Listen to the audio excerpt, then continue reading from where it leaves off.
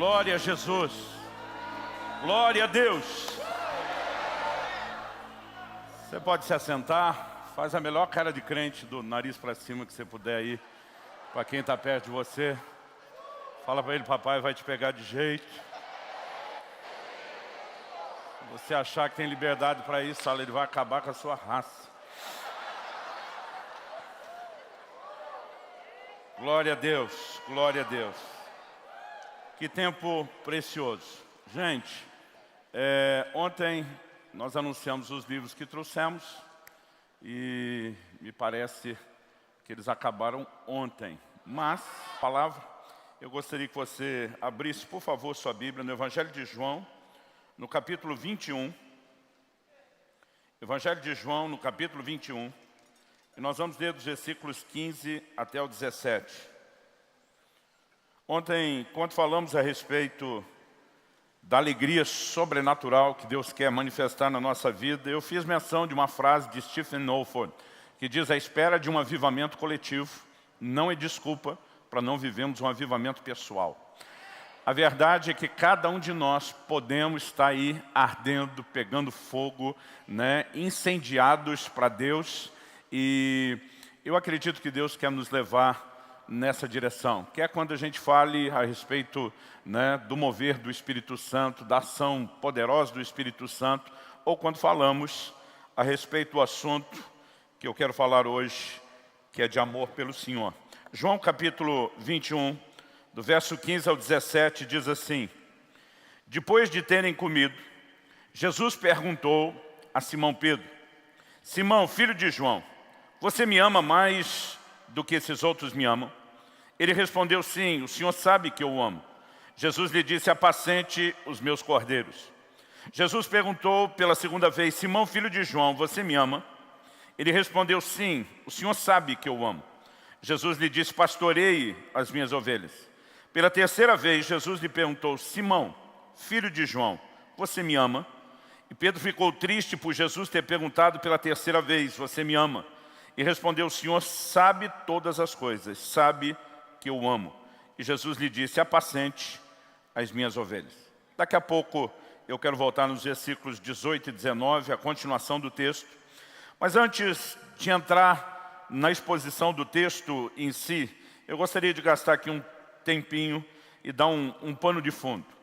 Mais ou menos entre final de março ou começo de abril de 1994. Me lembro da data porque eu estava no início do meu ministério pastoral. Comecei a pastorear depois de alguns anos como ministro itinerante. Comecei a pastorear em dezembro de 1993. A nossa igreja era nova. Eu lembro que na ocasião nós tínhamos o culto de celebração do domingo.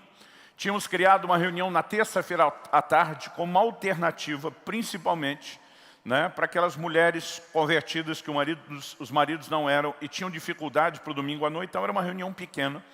E tínhamos uma reunião de ensino bíblico na quinta-feira à noite. Não tínhamos nenhuma outra reunião, tinha culto da moçada no final de semana.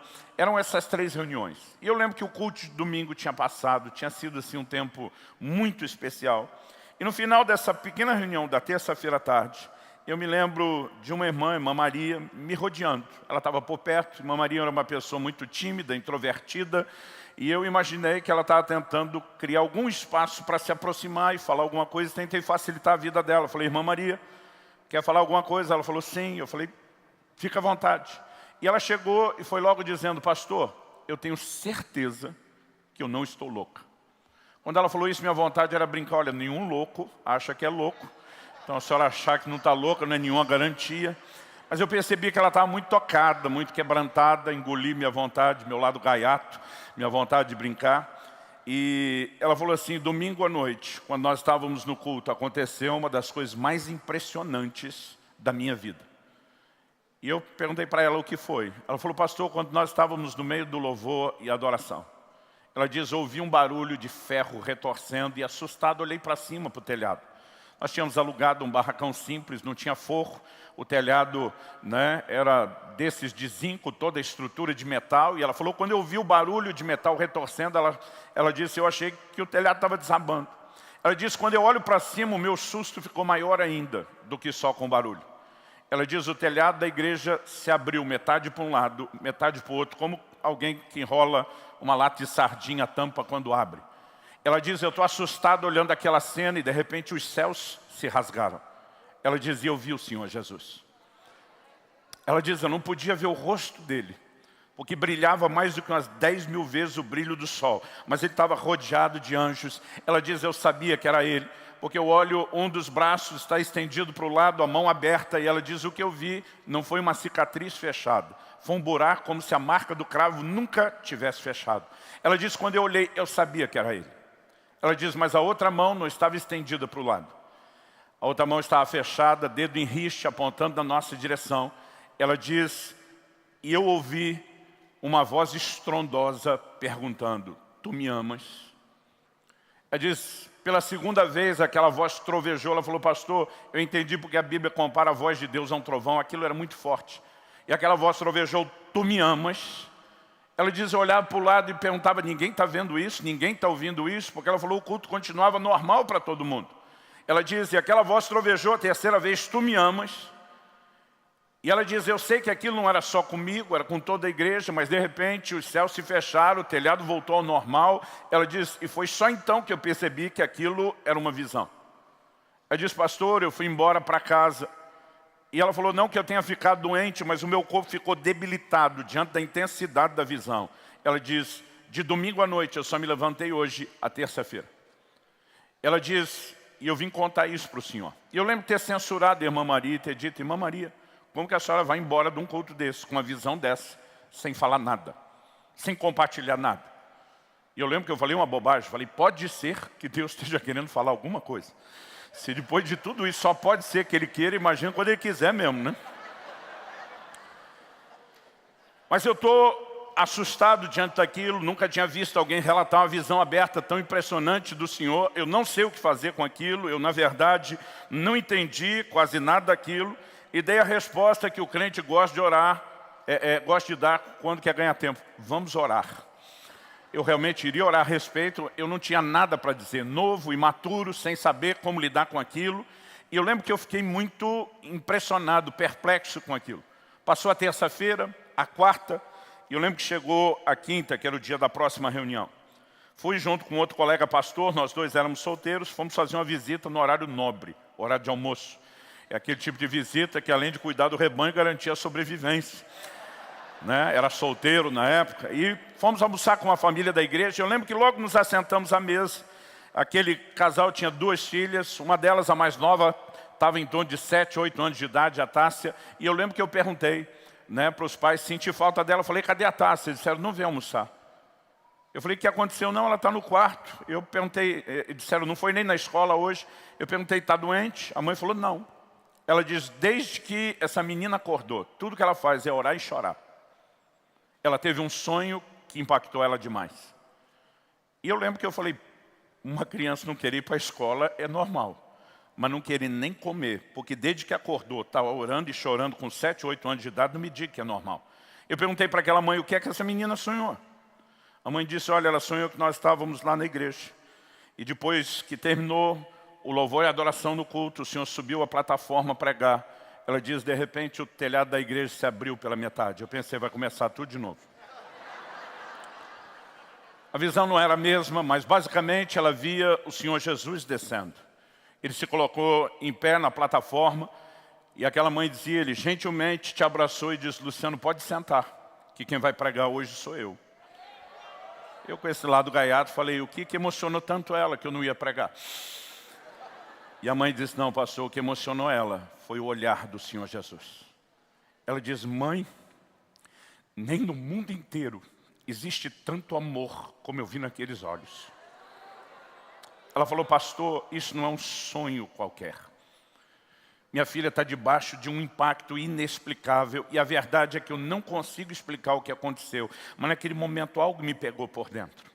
E a minha oração é que te pegue também. Eu almocei o mais rápido que eu pude, eu estava perturbado com aquilo, num bom sentido, sem conseguir explicar, e eu lembro que eu me mandei o mais rápido possível embora, e foi só a conta de passar pela porta do apartamento onde morava, eu já me joguei ali pelo chão, e eu comecei a orar e dizer, Deus, o que é que está acontecendo? Todo mundo resolveu ver Jesus essa semana. Eu falei, tem algo acontecendo. Eu falei, eu não sei explicar o que é que aconteceu, né, com essa menina, mas eu não tive o sonho, só ouvi a história, né, estou fisgado por algo inexplicável. Eu estava ali orando, falei, Senhor, qual o significado disso? Falei, não acho que o Senhor vai vir literalmente pregar no púlpito da minha igreja. Falei, se for, avisa aí, eu chamo a imprensa, vou ficar do seu lado, não vou sentar. Nós vamos fazer o maior sucesso junto. Mas eu falei para ele, tem que ter algo simbólico nisso. E eu acredito que eu possa falar, sem presunção, com o temor do Senhor, que, como os profetas do Velho Testamento falavam, veio a mim a palavra do Senhor. Naquele dia o Espírito Santo falou comigo, foi uma experiência profética incomum, fora do normal. E aquela manifestação para mim foi muito impactante. Aquela voz disse, é lógico que a visão é simbólica e não literal. E eu falei, qual o significado? E o Senhor disse, eu estou tentando falar com a igreja desde domingo e vocês não me permitem. Quando ele disse isso, eu lembrei da visão da irmã Maria. E eu entendi, já tinha passado a reunião do domingo, já tinha passado a reunião da terça-feira, e o Senhor estava falando ao meu coração, eu não quero que passe mais uma reunião sem que eu possa falar com a minha igreja. E eu falei, ok. Entendi o que era o pode sentar, eu tinha preparado, eu que estava na escala para ministrar na quinta-feira à noite, e o Senhor falou, você pode ensinar esse assunto qualquer outra quinta-feira, mas nessa eu tenho uma palavra específica para a igreja. E o Senhor falou ao meu coração, qual é o único texto da Bíblia que contém as palavras que a irmã Maria me ouviu falar na visão. E foi por isso que nós viemos a João capítulo 21. Eu não vou pregar a visão da irmã Maria, eu não vou pregar o sonho da Tássia, eu quero apenas trazer isso como um pano de fundo, né, para te mostrar como Deus me levou a entender algo muito impactante a partir do que a palavra de Deus diz. Essa pergunta de Jesus, repetida a Pedro, né, na verdade não é algo que se limite só a Pedro, é o que se estende a todos nós. Né? E eu diria que ela é uma pergunta crucial. Por quê? Jesus está mexendo num assunto que muitas vezes nós não paramos para entender o seu valor e a sua importância. Mas naquele dia, pela primeira vez, me caiu a ficha. Eu comecei a perceber que quando Jesus quer discutir o assunto de se Pedro o ama ou não, ou se o ama como deveria amá-lo ou não, ou se estava no lugar que deveria ou não, ele não está abordando um assunto periférico. Quando foi questionado, nós lemos lá em Marcos 12:30, sobre qual era o maior mandamento. Jesus estava diante do desafio, da difícil missão de torcer a escritura da sua época, o Velho Testamento, extrair algo que se destacasse acima do resto. Jesus nem titubeou. Ele diz, amarás o Senhor teu Deus de todo o teu coração, com toda a tua alma, com todo o teu entendimento e com todas as tuas forças. E de repente, pela primeira vez na minha caminhada com Deus, no meu ministério, eu percebi que esse era um assunto sério e que a gente não estava dando a devida atenção.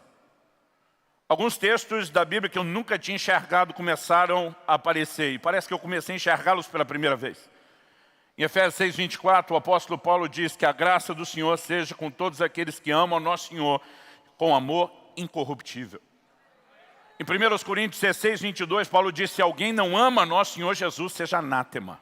É uma palavra forte, pesada. Na melhor das opções, a gente a traduziria como algo abominável. Na pior, maldito. Agora, esse homem de Deus está se dirigindo aos cristãos, aos salvos, e diz, se alguém não ama a nosso Senhor, seja anátema. Ele está dizendo, não se admite um padrão de relacionamento com nosso Senhor Jesus, que não seja de amor por Ele.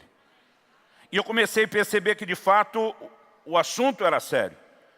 E o Senhor falou ao meu coração, se esse é o maior mandamento, por que é que não se fala a respeito disso na minha igreja? E eu, de repente, comecei a pensar, falei, eu nunca ouvi, pelo menos não tinha ouvido até então, alguém pregar a respeito de amor por Jesus a minha vida inteira. Eu via ao longo das mensagens alguém fazer menção de se voltar ao primeiro amor, mas desenvolver o tema, eu confesso que eu nunca tinha visto. E a primeira coisa que eu pensei foi, os pregadores não estão fazendo um bom trabalho. Porque é mais fácil você ver o cisco no olho dos outros do que a trave no seu. E o Senhor me perguntou, e você? Por que é que nunca pregou sobre isso? E eu emudeci. Eu não tinha uma resposta para dar, eu simplesmente emudeci. E o Senhor me disse, eu quero que você entenda e comunique algo, não apenas a essa congregação, não apenas aqui e agora, mas naquele momento eu entendi que isso seria uma tônica ao longo de todo o meu ministério. E Deus me fez ver e entender 3 fundamentos aqui dentro desse texto que eu quero compartilhar com vocês. Aliás, na época eu lembro que eu pegava muito no pé daquele outro pastor, a gente dividia o apartamento, e ele vinha de uma escola teológica e todo sermão tinha 3 pontos. E eu ficava pegando no pé dele. Eu dizia, não pode ser 2, não pode ser 4, né? Tem que ser sempre 3. Mas naquele dia o Senhor falou comigo de uma maneira muito clara, me deu toda uma estrutura do sermão. E quando eu preguei e compartilhei o que eu tinha recebido de Deus, ele pegou no meu pé e falou, bem-vindo ao mundo do sermão de 3 pontos. Então eu quero compartilhar esses 3 fundamentos que Deus me trouxe naquele dia. E o primeiro tem a ver com o propósito da pergunta que o Senhor faz a Pedro. O segundo tem a ver com o que fazer a partir do entendimento do propósito da pergunta.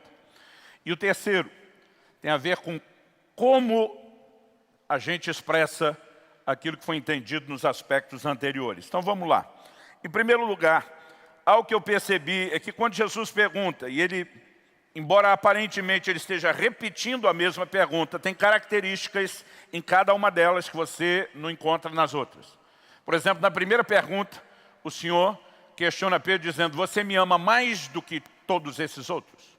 Você não vai encontrar isso nas outras perguntas. E aquilo me chamou a atenção. Qual o propósito de Jesus olhar para Pedro e dizer, Pedro, você me ama mais do que os outros? Será que Jesus queria criar algum tipo de competição, the love contest, alguma coisa do gênero? Não. Num outro momento, onde os seus apóstolos estavam disputando entre si quem era o maior, Jesus deu um enquadro neles e mostrou que esse não é o coração do reino. Então agora Jesus não iria promover uma competição. Então qual a razão de perguntar ou questionar Pedro dessa forma? Se você volta para João capítulo 13, a noite da última ceia, você vai entender o assunto. Quando Jesus diz, um de vocês vai me trair, a maioria dos apóstolos começa a perguntar, Senhor, porventura sou eu? O que está por trás dessa pergunta? Porventura sou eu? A grande maioria deles estava dizendo, eu me vejo como um candidato potencial a falhar. Pode ser que aconteça comigo. Mas enquanto a maioria deles está falando dessa maneira, o discurso de Pedro é outro. Senhor, por ti eu daria a minha vida. Tipo, eu não só não sou esse cara, como eu morreria por você. Aliás, a Bíblia diz que Pedro se vira para o João, que estava com a cabeça reclinada no peito de Jesus, e pergunta para ele, pergunta quem é. Por trás desse pergunta quem é, para mim eu não vejo só curiosidade. Eu vejo um Pedro dizendo, bota a mão no fogo por mim e por você, João, por nenhum dos outros 10.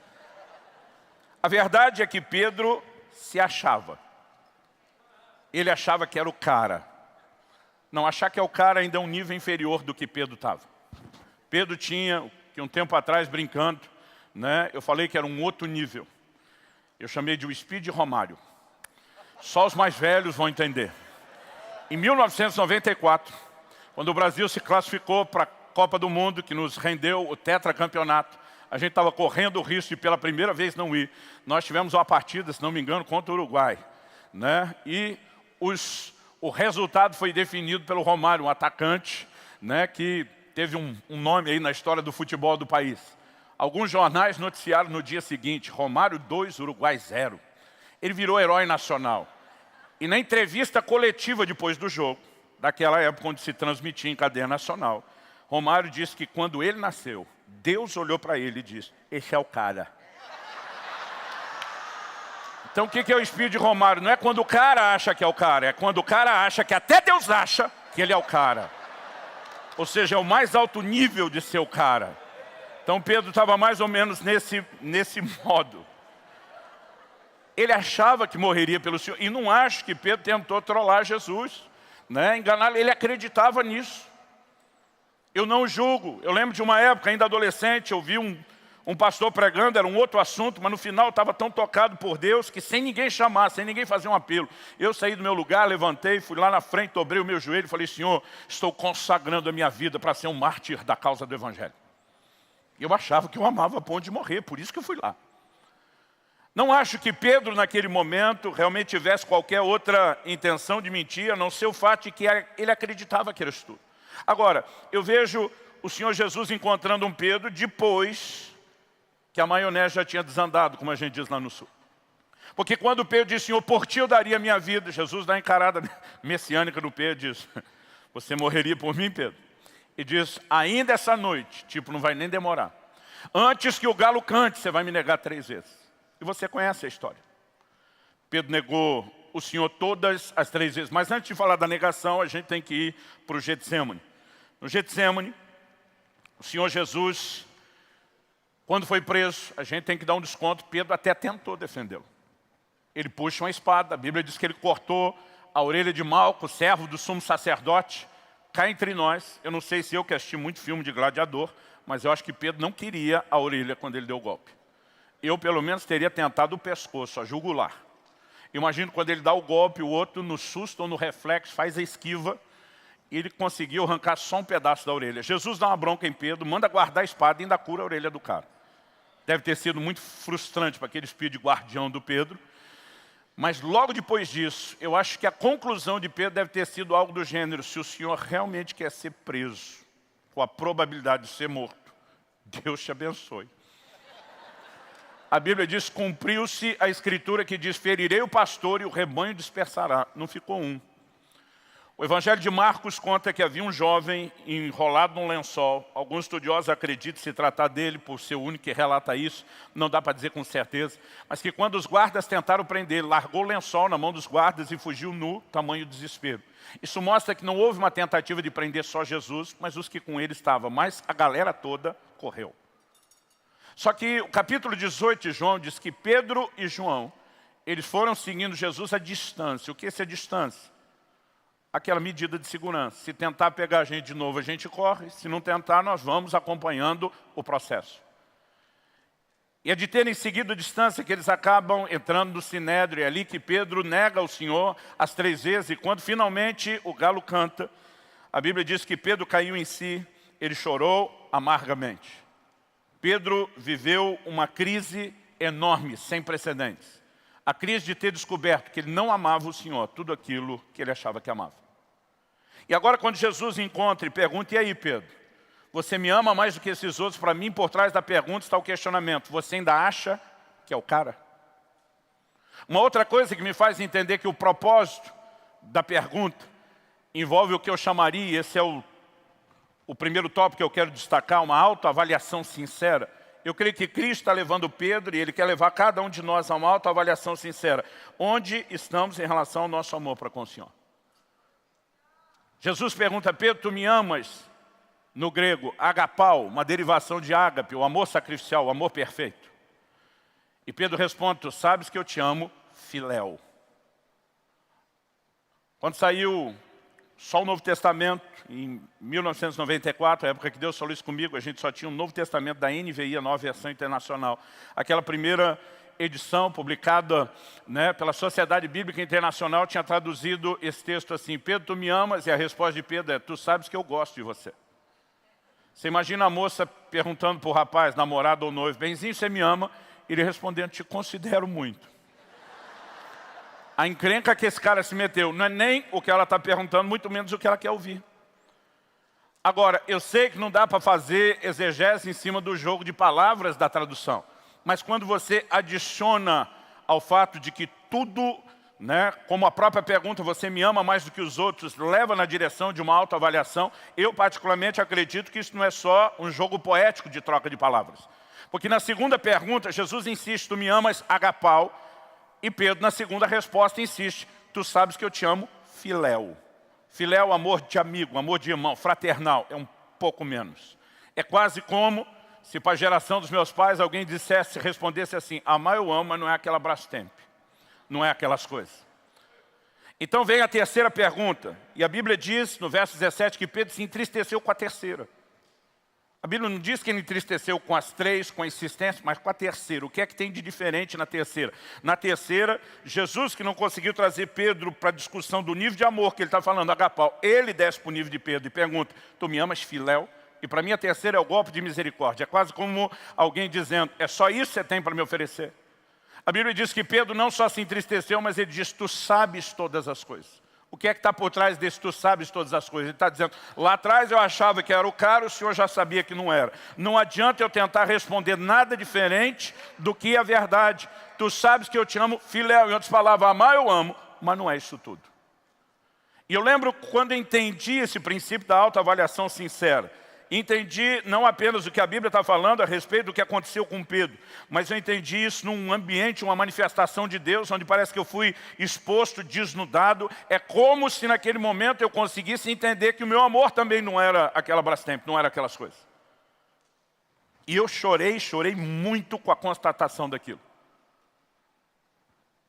E o nível de consciência de que eu estava em falta com Deus era tão grande que eu pensei, se está só no começo da mensagem, eu estou nesse nível, falei até o fim, ele acabou comigo.